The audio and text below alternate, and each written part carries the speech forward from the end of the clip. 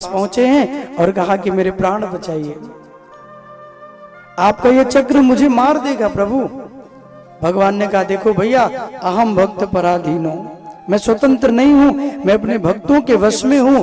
जिनका तुमने अपमान किया है उन्हीं के शरण में जाओ, अब वो चाहेंगे तो तुम्हारा कल्याण होगा।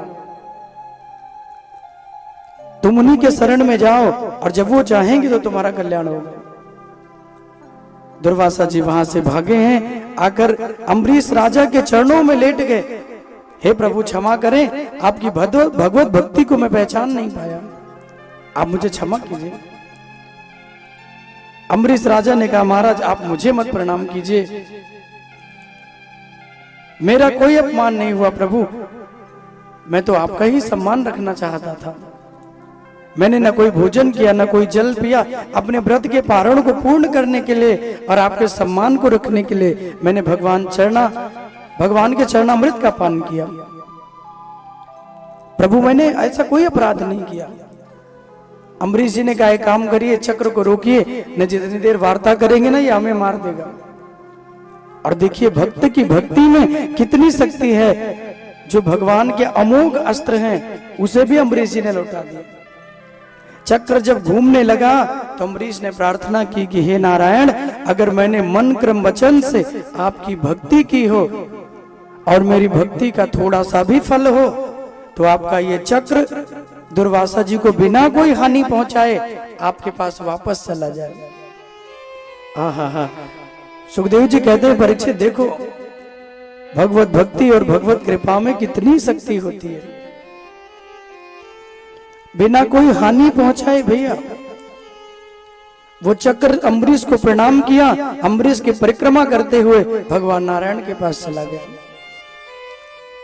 दुर्वासा के प्राणों को बचाया अम्बरीश जी ने। तो भक्त के लिए भगवान कुछ भी करते हैं, इसीलिए कलयुग में भक्ति श्रेष्ठ है, और वो भक्ति नाम संकीर्तन की हो तो और भी श्रेष्ठ है। लेकिन भक्ति का कई आधार होता है। कई लोग भक्ति करते हैं धन के लिए, कई लोग भक्ति करते हैं अपनी कामनाओं की सिद्धि के लिए कि मेरे मन में कोई कामना है वो पूर्ण हो जाए। कई लोग भक्ति करते हैं मेरा मान, मेरा वैभव, मेरा ऐश्वर्य मुझे मिले। और कई लोग भक्ति करते हैं न धन न धर्म न अर्थ, मुझे कुछ नहीं चाहिए, बस इतनी भक्ति का फल दे दो कि मेरे जीवन के अंतिम दिनों में मुझे मोक्ष प्रदान हो जाए, मुझे मुक्ति मिल जाए। बस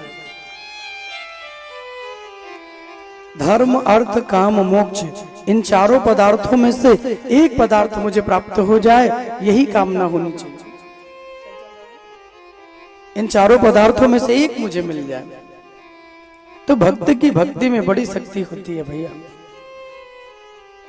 कल आप लोगों ने सुना गिरिराज की भगवान ने पूजा कराई, और जब इंद्र क्रोध में आए सांवर्तक नाम के मेघों को आदेश दिया, ब्रज में आके बड़ी जल वर्षा हुई।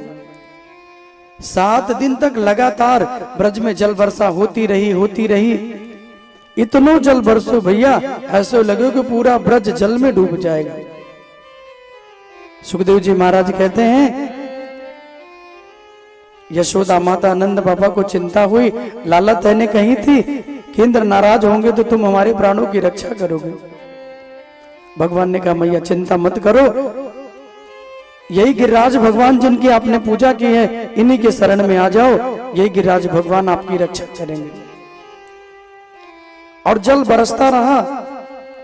और कहते हैं भगवान जैसे कोई छोटा बालक खेलते खेलते कोई बड़ी वस्तु को उठा ले, ऐसे भगवान खेल ही खेल में 21 किलोमीटर के लंबे चौड़े पहाड़ को अपनी सबसे छोटी कनिष्ठिका उंगली पे उठाया और गिरिराज उठा के भगवान खड़े हो गए। बोले गिरिराज भगवान की जय हो, गोवर्धन भगवान की जय हो। अपनी कनिष्ठिका उंगली पे भगवान गिरिराज उठा के खड़े हो गए, और जितने ब्रजवासी थे सबको उसी के नीचे भगवान ने खड़ा कर लिया। बोले सब इसी के नीचे आ जाओ।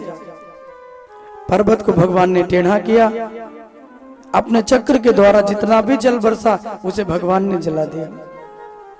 अब जब कन्हैया उंगली पे पर्वत को धारण कर लिए तो जितने ब्रजवासी, जितने ग्वाल बाल थे, वो लोग कहते भैया तू तो बड़ो चमत्कारी है, लाला तो बड़ो चमत्कारी निकलो भैया, या इतनी छोटी उंगरिया पर इतने बड़ो पर्वत उठा लियो। मुझे लगता है तो कोई साधारण बालक नहीं हो।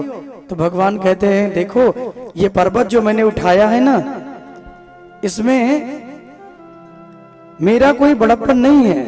ये पर्वत जो मैंने उठाया है ये मेरी राधा रानी की कृपा है, जो मैंने पर्वत को अपने इस उंगली पर धारण कर रखा है।